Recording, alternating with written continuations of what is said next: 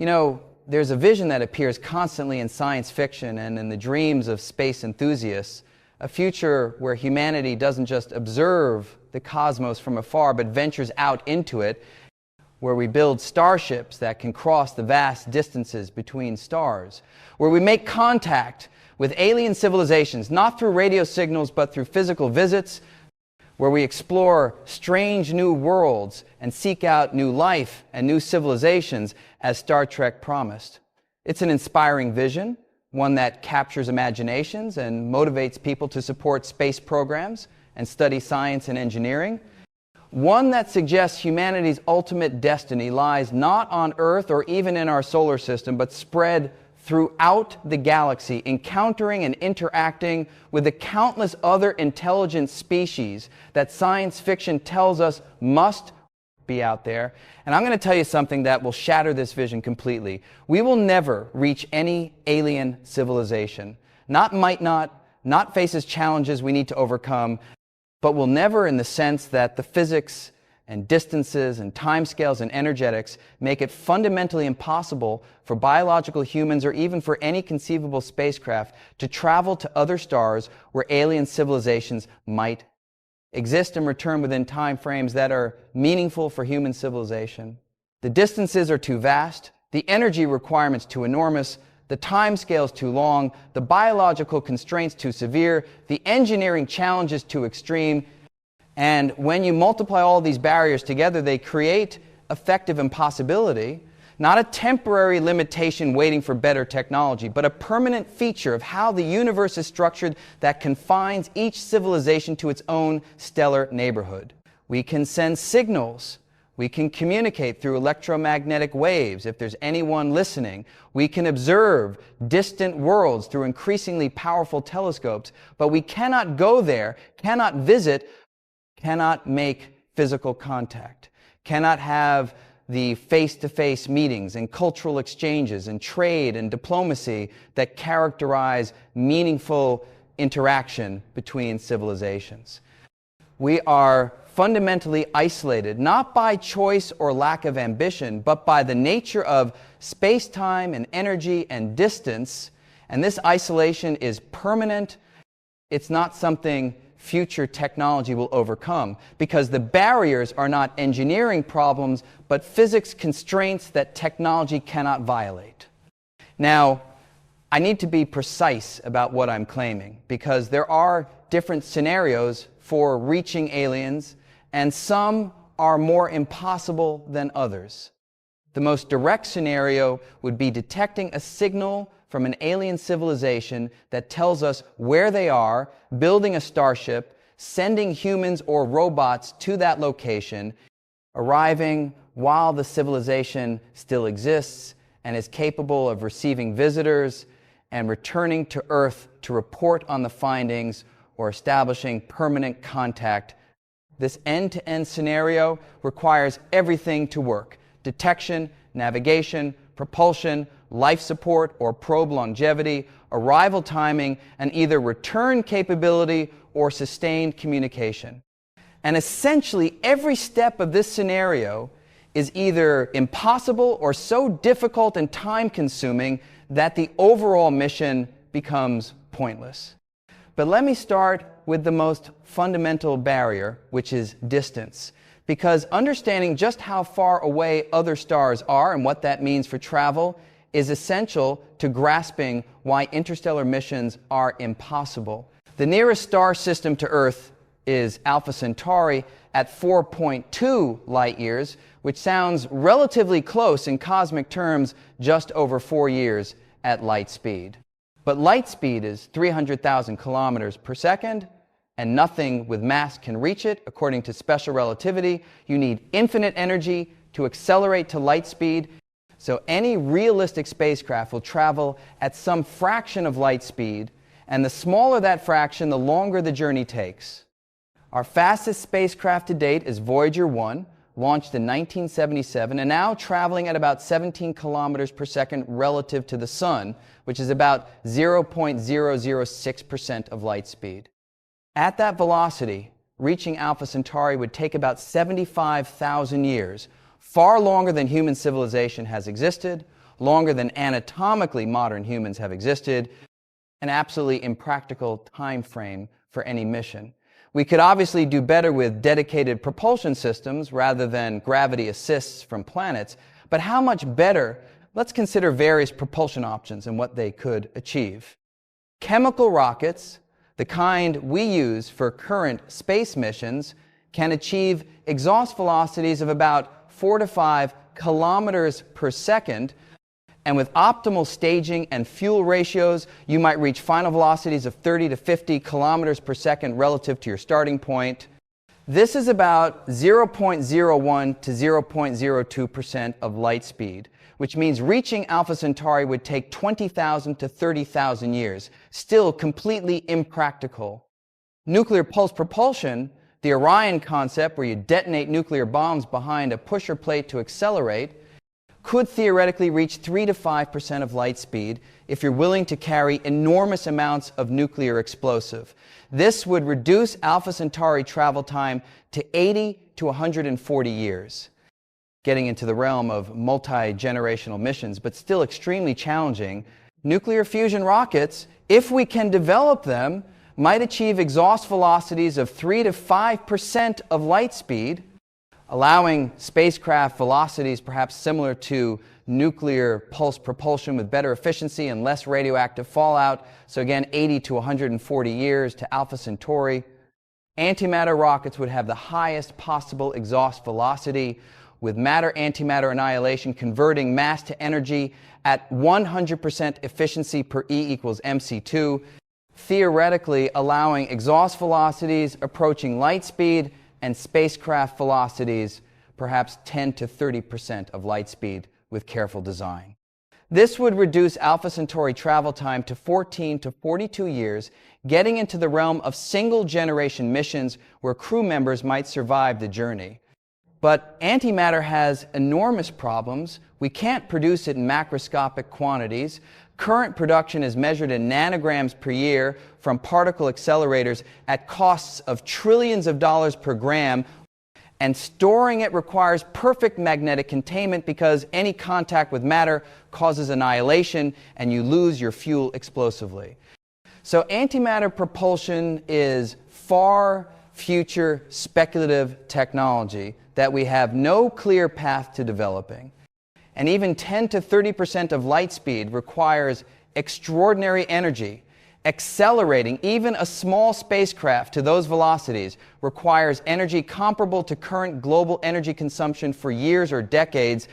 The energy budget is staggering. So the most optimistic, realistic propulsion might get us to nearby stars in decades, to a century.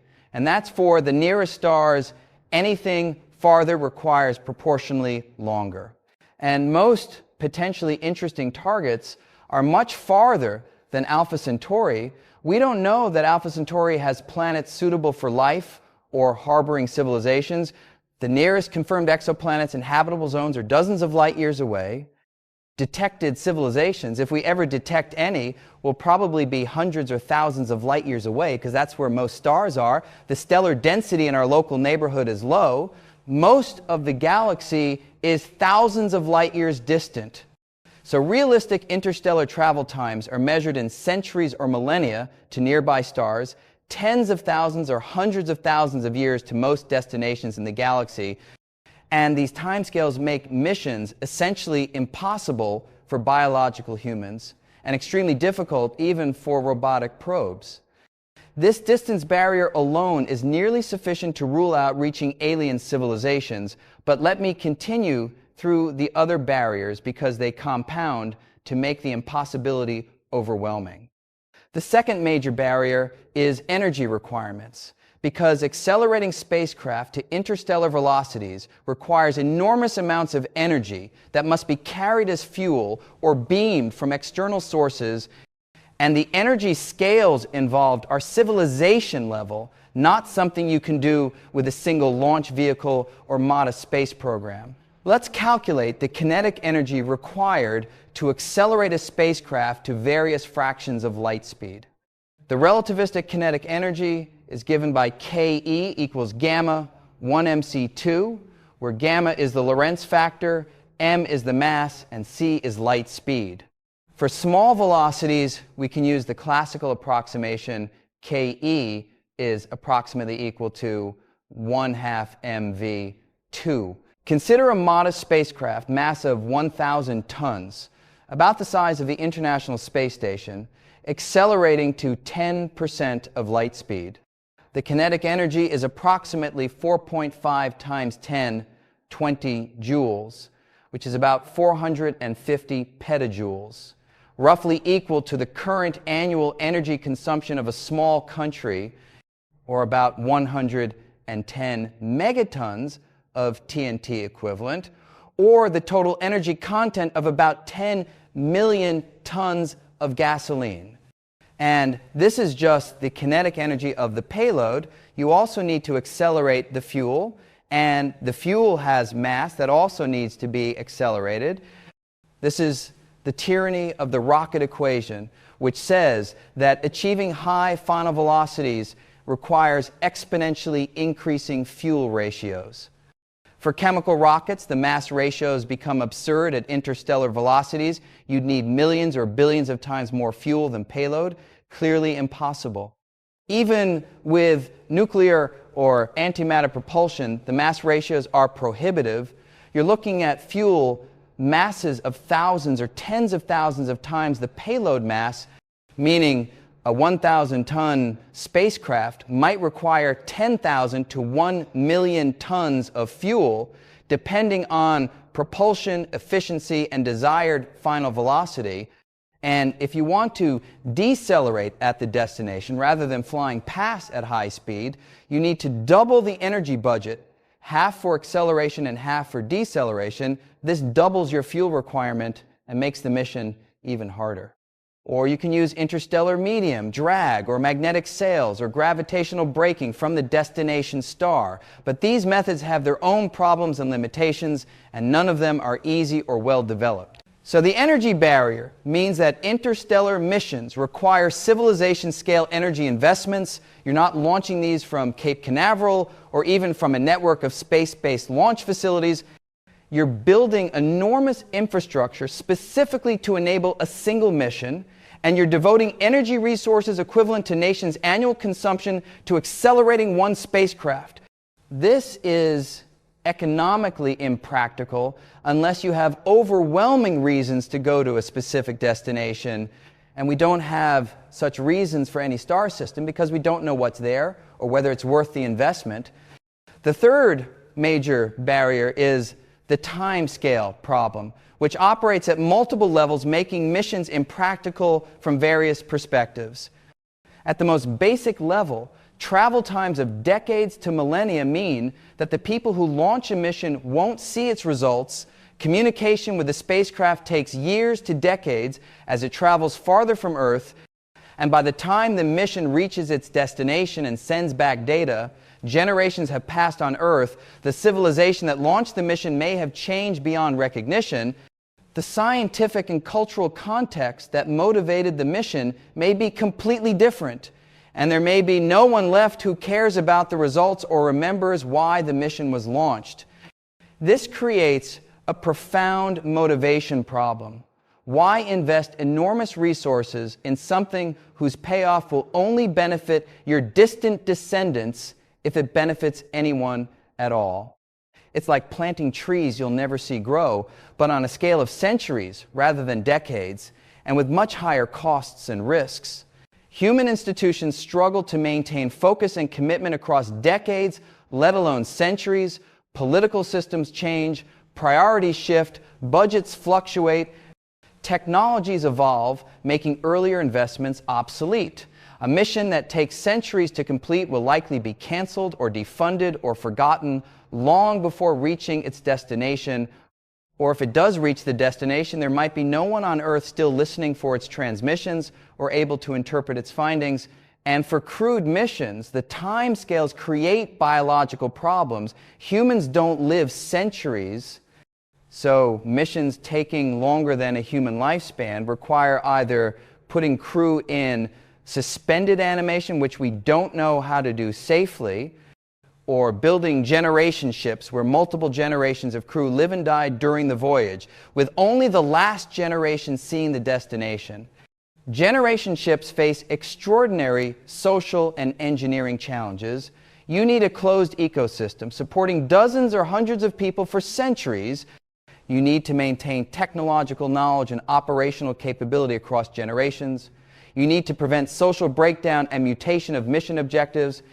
You need to handle reproduction and population management in confined spaces, and there are no examples of human communities maintaining stable culture and purpose across such time frames in isolation. So the timescale barrier makes interstellar missions practically impossible. Even if you solve the propulsion and energy problems, the missions are just too long relative to human lifespans and institutional time horizons. They can't be completed or sustained across the durations required. The fourth major barrier is navigation and targeting.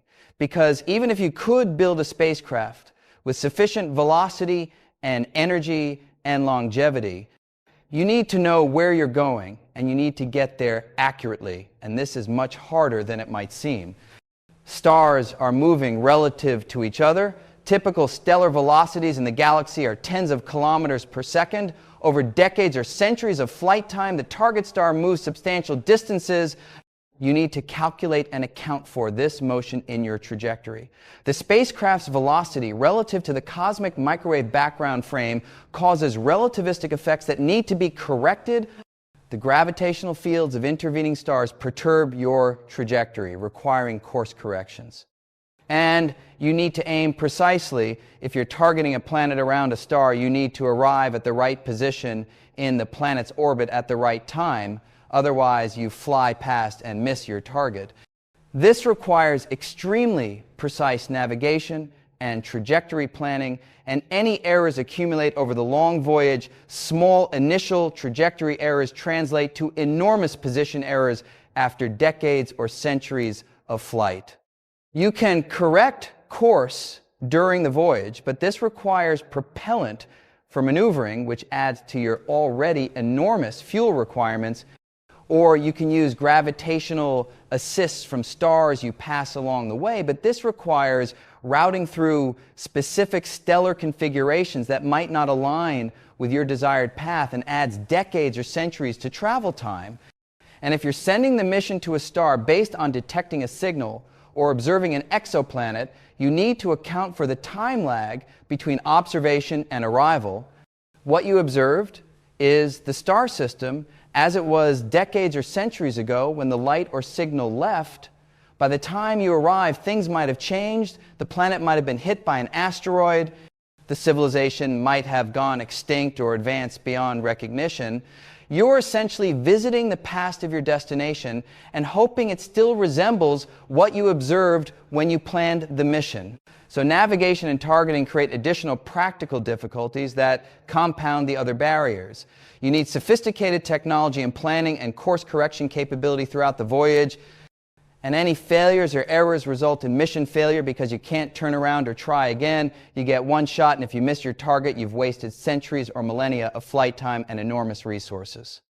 Now let me discuss the biological barriers for crewed missions specifically, because if you're sending humans rather than robots, the challenges multiply enormously due to the fragility and needs of biological organisms. Humans need continuous life support, breathable atmosphere, drinkable water, edible food, comfortable temperature and pressure, protection from radiation, waste management, medical care, and psychological support, all of which must function perfectly for decades or centuries during the voyage, because any failures mean death. And we've never achieved truly closed-loop life support. The ISS still requires regular resupply. Biosphere 2 failed to maintain stability. Creating artificial ecosystems that can support humans indefinitely without external input is an unsolved problem. Humans also need gravity, or at least they're healthiest in 1G. Prolonged microgravity or reduced gravity causes bone loss and muscle atrophy and cardiovascular problems and vision issues, as I've discussed extensively in other contexts. For voyages lasting years or decades, you'd need artificial gravity through rotating sections of the spacecraft, which adds complexity and mass and engineering challenges. Or you accept that crew will arrive at the destination physically weakened and unable to perform demanding tasks without long rehabilitation periods. Radiation exposure during interstellar travel is severe. Outside Earth's magnetosphere, you're exposed to galactic cosmic rays continuously. And during solar particle events, if you're still in your home star's proximity, the dose rates spike dramatically. For journeys lasting decades, the cumulative radiation dose would be sufficient to cause significant cancer risk and other health problems. You need shielding, which adds mass, or you accept reduced lifespans and health for crew. And psychological challenges of confinement and isolation and monotony and danger over years or decades are profound. As I've discussed in context of Mars settlement and space stations, people struggle psychologically in isolated, confined environments, even for months. Extending this to decades or lifetimes as required for interstellar missions creates almost certain social and psychological breakdown.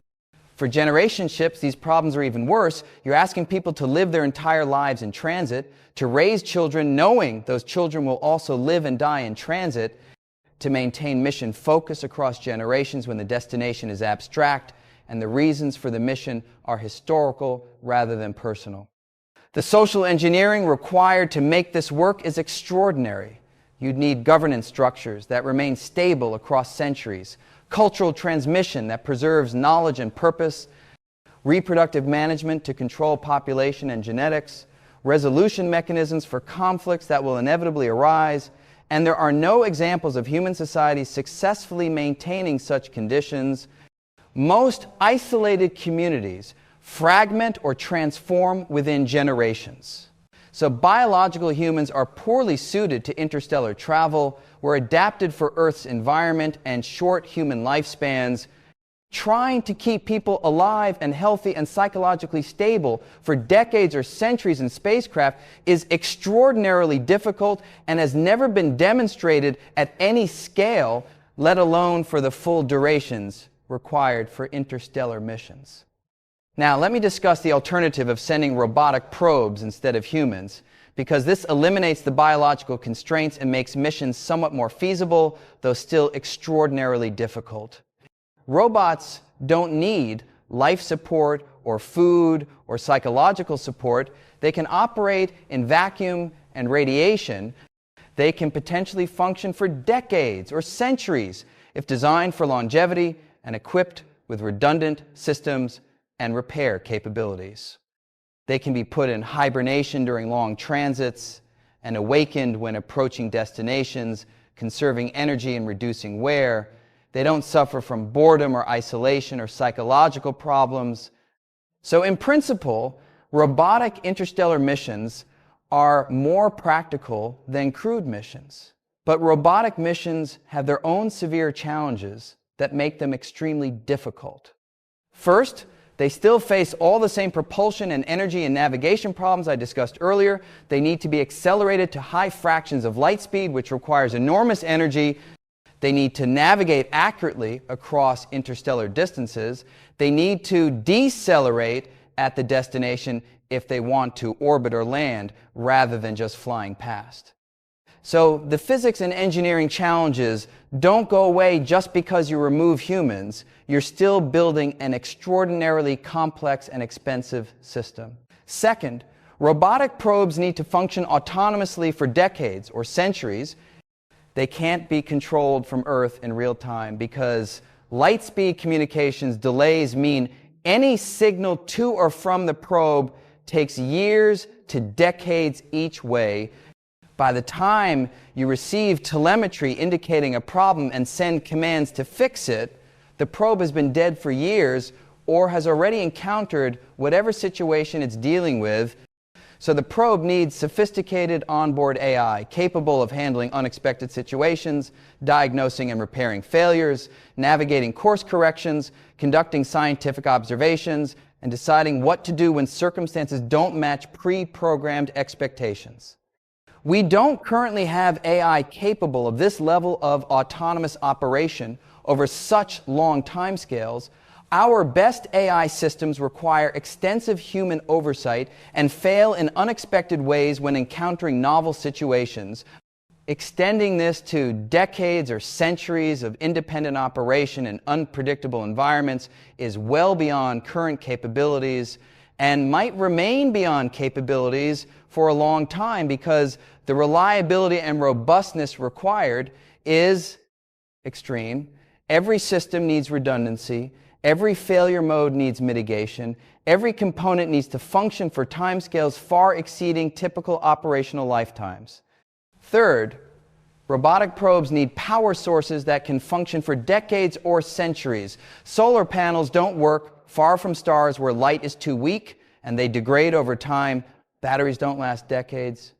Chemical fuel runs out.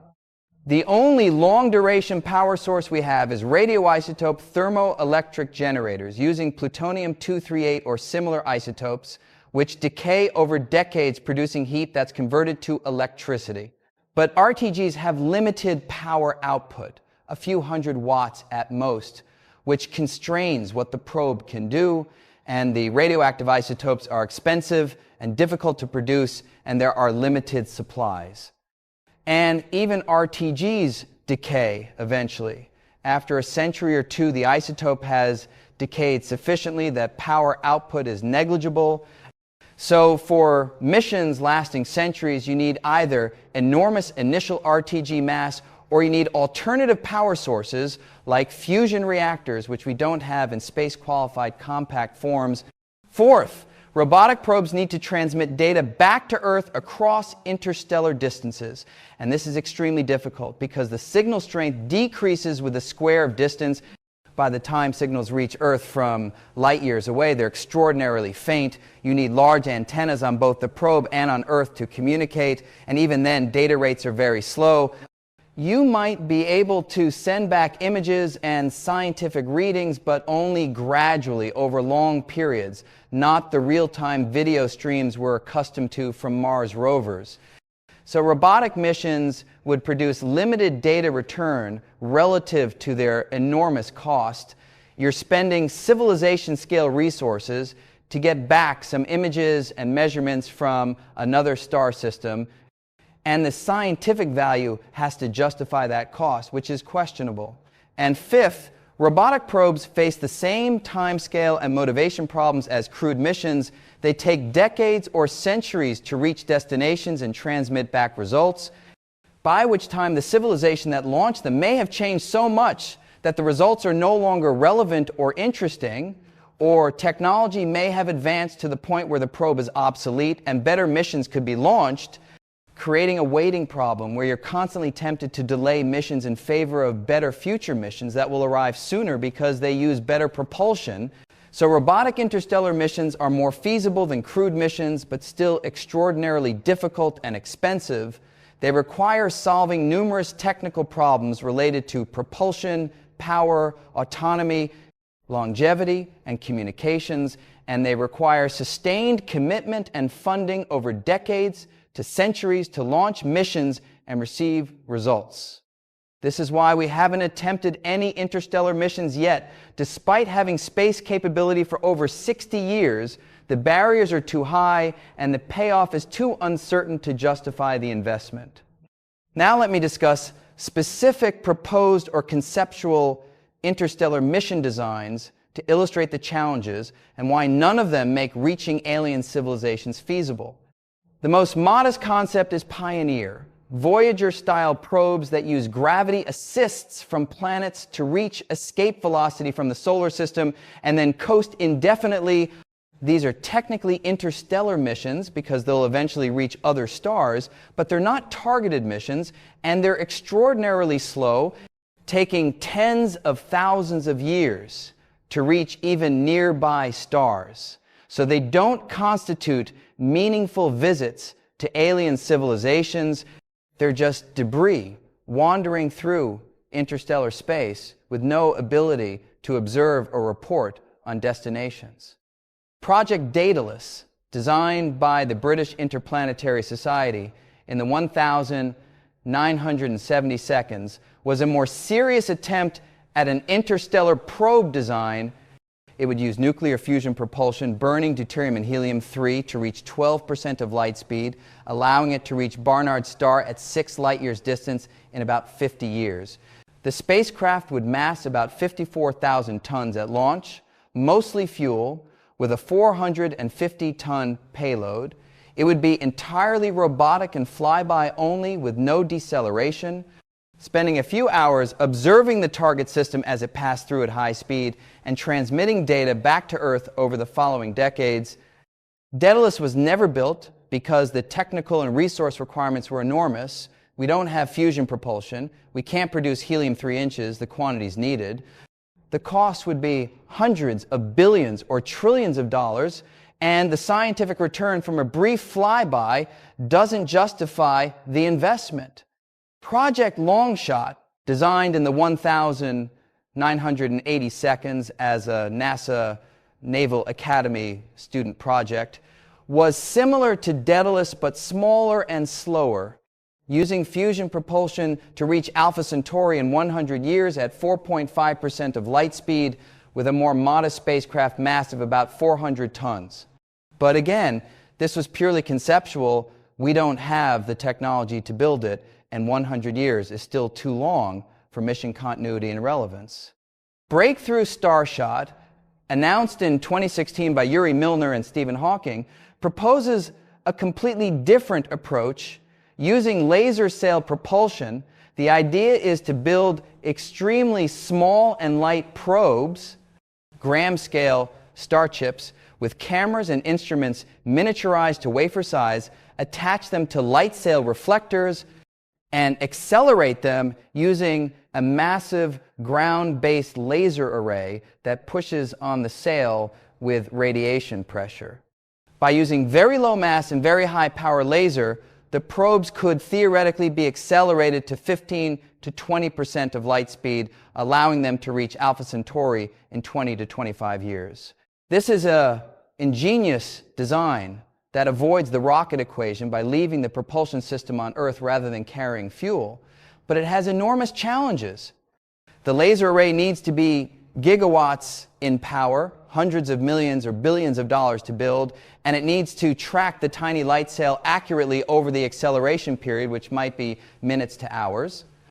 The star chip needs to survive acceleration of hundreds of thousands of Gs and then function for 20 years in interstellar space with no power source except tiny solar panels or batteries, and it needs to transmit data back across 4+ light years using milliwatt scale power, which means the signal arriving at Earth is extraordinarily faint and requires huge receiving telescopes to detect. And there's no deceleration mechanism. The probes would fly past Alpha Centauri at 20% of light speed, giving them only hours or minutes to observe anything in the system. And capturing images at those speeds with tiny low-power cameras is extremely difficult. So Starshot might be technically feasible eventually as a technology demonstration, showing we can send something to another star system, but it won't produce meaningful scientific returns or allow us to make contact with alien civilizations if they exist there. It's too small and too fast and too brief in its observations. So all proposed interstellar mission concepts face severe limitations that prevent them from accomplishing the goal of reaching and making meaningful contact with alien civilizations. They're either too slow, taking millennia to arrive, or too brief in their observations, flying past at high speed, or too small to carry sufficient instruments and power and communications capability, or too expensive to justify building, or require technologies we don't have and might not develop for decades or centuries. None of them solve the fundamental problems that make interstellar travel practically impossible. Now let me discuss the specific problem of reaching alien civilizations as opposed to just reaching other star systems. Because even if we could send probes to nearby stars, finding civilizations is a much harder problem that requires knowing where to look. The galaxy contains 200 to 400 billion stars. Most of them are thousands or tens of thousands of light years away. If intelligent civilizations exist, they're presumably rare. Optimistic estimates might be 1 per 10,000 stars, meaning 20 to 40 million civilizations in the galaxy. But they could be much rarer, 1 per million stars or 1 per billion, or even rarer. We simply don't know because we only have one example, Earth. If civilizations are reasonably common, 1 per 10,000 stars, then the nearest one might be within a few hundred light years. But finding it requires searching many stars because you don't know which ones have civilizations you'd need to visit or at least observe closely thousands of stars before finding one with intelligent life, and each visit takes decades or centuries or millennia depending on distance and propulsion, so the total time to search even a modest region of space is many thousands or millions of years. This is completely impractical. No civilization would sustain such a search program over those timescales. If civilizations are rare, 1 per million stars or rarer, then the nearest one might be thousands or tens of thousands of light years away, and reaching it even with optimistic propulsion takes hundreds of thousands or millions of years, and you don't even know it's there until you've searched many thousands of closer stars and found nothing. So the search time compounds with travel time and rarity to make finding and reaching civilizations essentially impossible. You'd spend millions or billions of years searching the galaxy before making contact, and by then the civilization that started the search has long since gone extinct or evolved beyond recognition. The only way to avoid this searching problem is if you detect a civilization remotely through their signals or technosignatures and then target your mission specifically at that location. This way you know where to go and can launch directly rather than searching blindly. But detecting civilizations remotely is extremely difficult. As I've discussed in previous contexts, we've been searching for decades with SETI and found nothing. This suggests either civilizations are rare, or they're not broadcasting in ways we can detect, or they're too far away for our current sensitivity. And if we do detect a signal, it comes from light years or hundreds or thousands of light years away by the time we build and launch a mission, and it arrives after decades or centuries or millennia of travel. The civilization might be gone. They might have gone extinct or transcended to post-biological forms or simply stopped broadcasting. We'd arrive to find ruins or silence or nothing at all. So the combination of rarity and distance and search time and travel time and civilization longevity creates a nearly insurmountable barrier to reaching alien civilizations, even if they exist. Even if we could build interstellar spacecraft, we can't find them and reach them in time frames that make sense for mission planning or civilization continuity. We'd be launching missions into the void, hoping to encounter someone somewhere eventually, and the probability of success is vanishingly small. Now, let me address the argument that sufficiently advanced technology might overcome these barriers, that perhaps future humans or post-humans will develop propulsion systems or methods we can't currently imagine that make interstellar travel feasible. This is the Arthur C. Clarke's third law argument that any sufficiently advanced technology is indistinguishable from magic, and therefore we shouldn't rule out possibilities based on current knowledge. And while it's true that we can't predict future technology with certainty, we can assess whether proposed technologies are consistent with known physics or whether they require new physics that might not exist. Some proposed advanced propulsion concepts are consistent with known physics but require engineering far beyond current capabilities. Antimatter propulsion, as I mentioned earlier, is theoretically possible but requires producing and storing vast amounts of antimatter, which we can't do. Fusion ramjets that scoop up interstellar hydrogen and fuse it for propulsion are possible in principle, but the engineering challenges are extreme and performance estimates suggest they might not work as hoped. Laser-pushed light sails, as in Starshot, are possible with known physics but limited to small payloads and fast flybys. Nuclear pulse propulsion and fusion rockets are plausible but limited to a few % of light speed, making journeys still take decades or centuries. Other proposed concepts require new physics or violate known constraints. Faster-than-light travel through warp drives or wormholes is not ruled out by general relativity, but requires exotic matter with negative energy density that probably doesn't exist and definitely can't be produced in macroscopic quantities with any technology we can envision.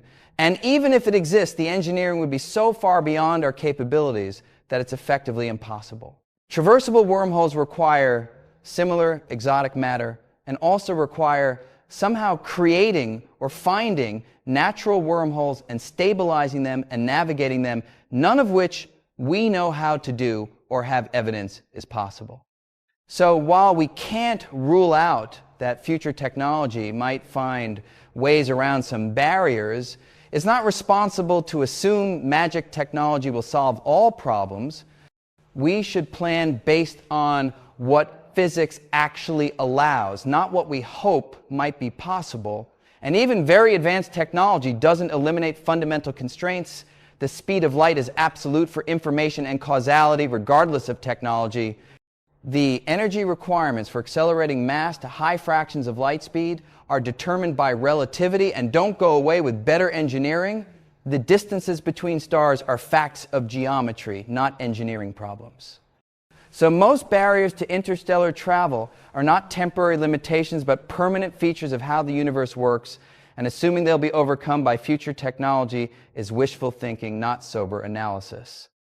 Now let me discuss what this impossibility of reaching alien civilizations means for SETI and for our understanding of cosmic isolation, because if we can't reach them and they presumably can't reach us for symmetric reasons, then what's the point of searching for their signals or worrying about their existence? The answer is that searching remains scientifically valuable even if contact is impossible. Detecting a signal from an alien civilization would be one of the most profound discoveries in history. It would prove we're not alone. It would provide a data point on the prevalence of intelligence in the universe. It would potentially teach us about alien science and perspectives. If we could decode their transmissions, these are valuable outcomes even without physical contact or two-way communication. But we should be realistic about what detection would mean. It wouldn't lead to the Star Trek scenarios of joining galactic federations or engaging in trade and diplomacy and cultural exchange. It would just mean we know someone else exists or existed light years or hundreds or thousands of light years away. We might receive their broadcasts and learn from them if we can decode them, but we couldn't visit them or have conversations with them in any meaningful sense. The time delays for round-trip communications are years to thousands of years, making dialogue impossible. We'd be exchanging monologues with our distant descendants, receiving replies long after we're dead. So the impossibility of reaching alien civilizations doesn't make their existence irrelevant, but it does mean we need to adjust our expectations about what contact would entail. We're not going to meet aliens face to face, or shake hands, or establish embassies, or do any of the things that science fiction depicts. We might observe them from afar through telescopes, or receive their signals through radio, but the cosmic isolation is permanent.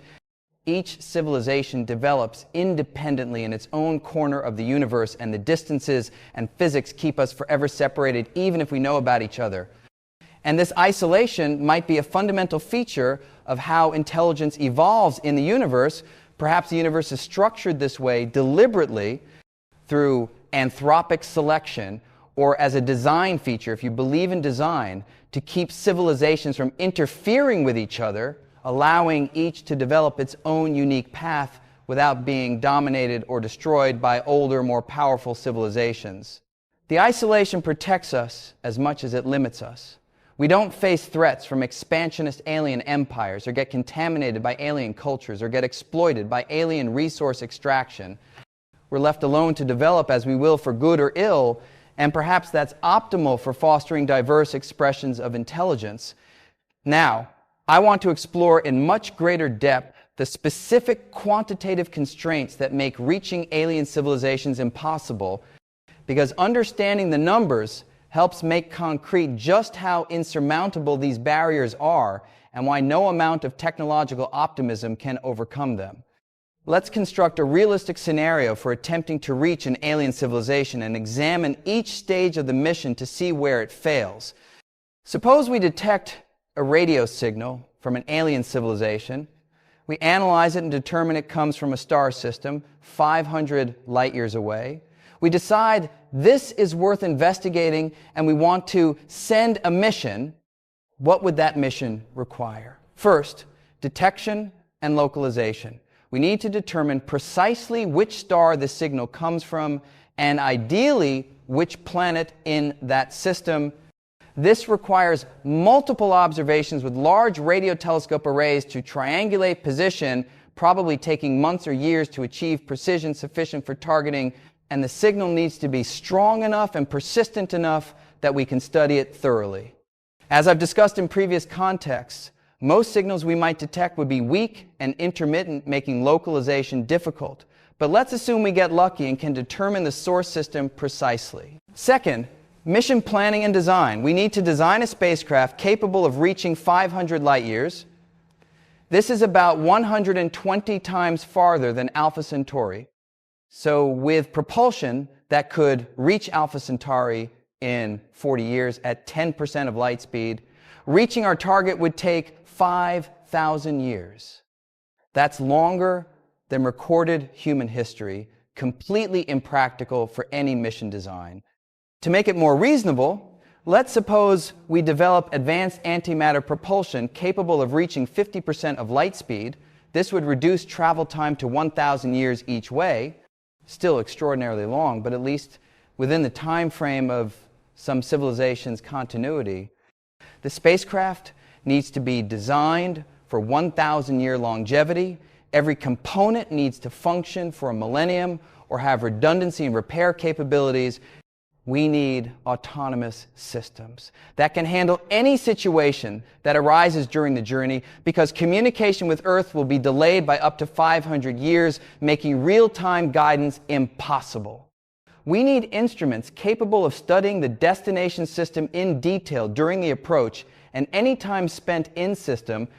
We need communication systems powerful enough to transmit findings back across 500 light years.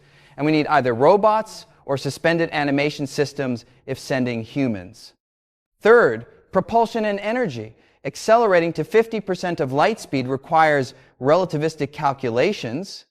The kinetic energy is Ke equals gamma 1mc2, where gamma equals 1 square root 1v, 2 divided by c2 is approximately equal to 1.15 for v equals 0, 5c.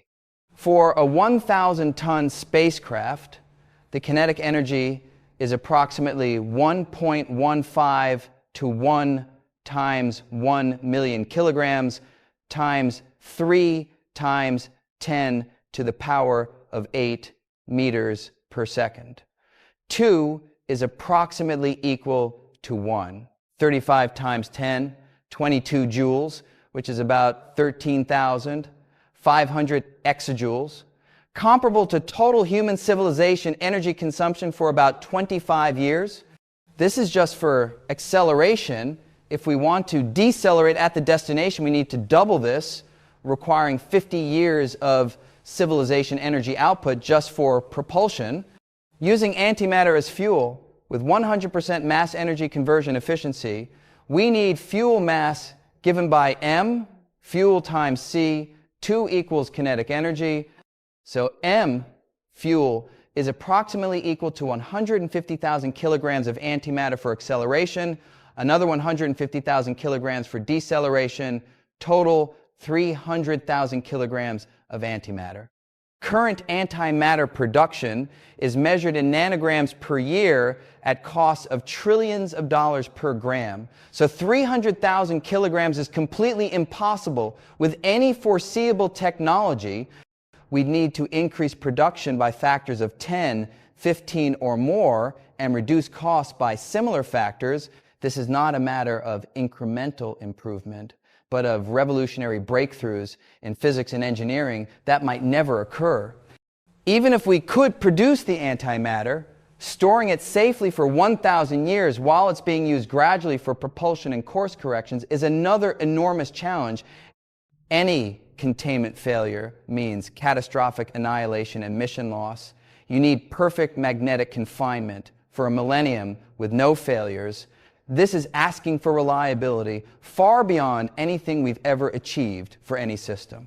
Fourth, navigation and course corrections. Over 1,000 years, the spacecraft travels 500 light years. During this time, it needs to maintain accurate trajectory toward a target that's moving due to stellar proper motion. The destination star might move tens or hundreds of astronomical units during the voyage, requiring course corrections. Each course correction requires fuel adding to the already enormous antimatter requirement, or requires changing the trajectory timing, which might add years or decades to the voyage.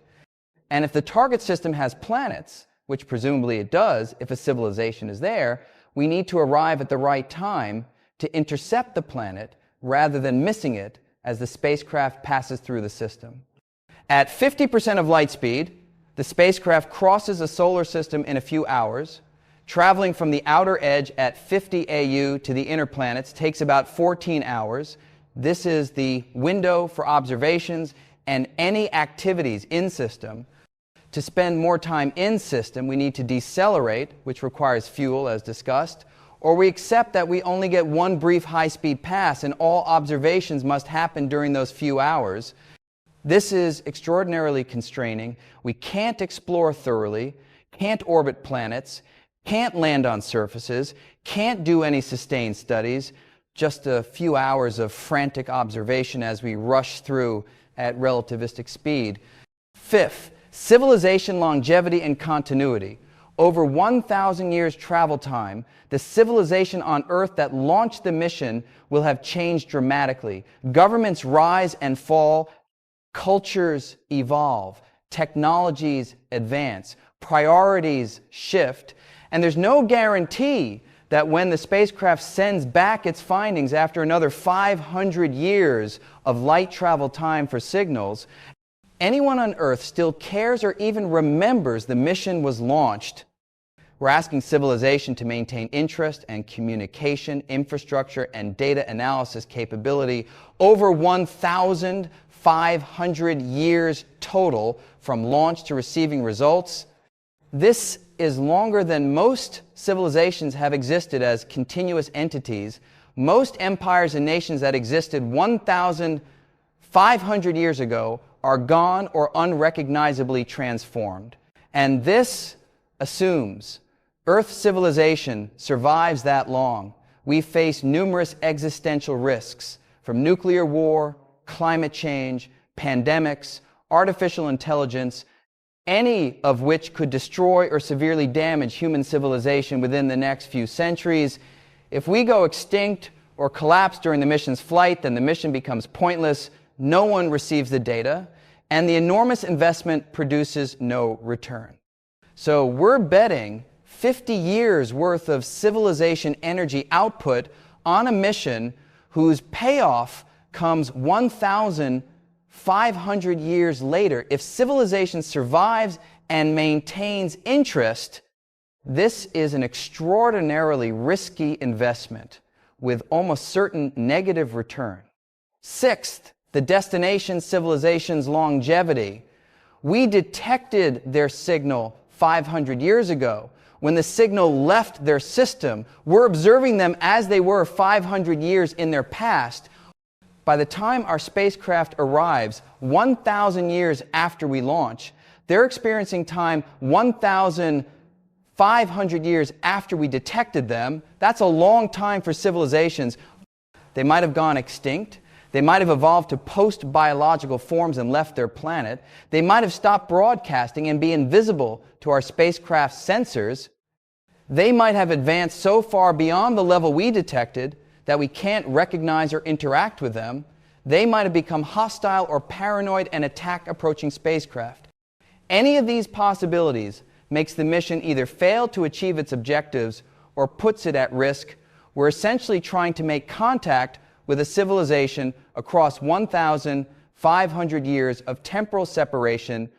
That's like ancient Romans trying to communicate with us. The gulf is so large that meaningful contact becomes questionable even if both civilizations survive. So the temporal mismatch between detection and arrival means we might be visiting a civilization that no longer exists or exists in forms we can't interact with, making the mission potentially futile even if it reaches its destination. Seventh, communication of results back to Earth. Assuming the mission arrives successfully and makes observations during its brief passage through the destination system, it needs to transmit findings back to Earth across 500 light years. At that distance, even a powerful transmitter produces signals that are extraordinarily faint when they arrive at Earth. We need huge receiving dishes on Earth and narrow band transmissions and very slow data rates to communicate anything, and the transmission takes 500 years to reach Earth. So total time from launch to receiving results is 1,500 years, as I mentioned. And during the transmission period, we need to maintain receiving infrastructure on Earth, listening continuously for signals from a spacecraft launched by ancestors 1,000 years ago. This is asking for institutional continuity across timescales that exceed most of human civilization's history. And if anything goes wrong during the mission, if the spacecraft fails or is damaged or misses its target, we won't know for 1,000 plus years when the expected transmission time arrives and nothing is received. We've wasted 50 years of civilization energy and 1,000 plus years of waiting with no return, and we can't send a corrected mission because it would take another 1,500 years to get results, and by then the original target civilization is 3,000 years evolved from what we detected. The temporal disconnect becomes absurd. So this quantitative analysis of a mission to a detected civilization at a modest galactic distance of 500 light years shows that essentially every aspect of the mission is impractical or impossible. The energy requirements exceed civilization capacity for decades. The propulsion technology requires revolutionary breakthroughs that might not be possible. The travel times exceed civilization continuity timescales. The navigation and targeting requires precision we can't achieve. The temporal mismatch between detection and arrival means we might be visiting a civilization that no longer exists, and the communication of results back to Earth requires institutional continuity across 1,500 years that human societies have never demonstrated. And this is for a relatively nearby civilization at 500 light years. Most detected civilizations, if we detect any, will probably be thousands or tens of thousands of light years away, because that's where most of the galaxy's stars are. At those distances, all the problems multiply proportionally. Travel times become tens of thousands or hundreds of thousands of years. Energy requirements scale with velocity and distance. Temporal mismatches become so large that the contacted civilization is essentially unrelated to the one we detected, and the probability of mission success or meaningful results approaches zero. So the quantitative constraints demonstrate that reaching alien civilizations is not just difficult, but effectively impossible. The numbers simply don't work out for any realistic scenario. And this is using optimistic assumptions about propulsion and energy and civilization longevity. Realistic assumptions would make the conclusions even more severe. Now let me discuss what alternatives to physical travel might allow some form of contact with alien civilizations. Because even if we can't reach them physically, we might be able to interact through other means that don't require bridging the distances. The most obvious alternative is electromagnetic communication, radio or optical signals that travel at light speed. This is what SETI searches for and what we could use to send messages if we detect civilizations. The advantage of electromagnetic communication is that it doesn't require massive energy to send messages.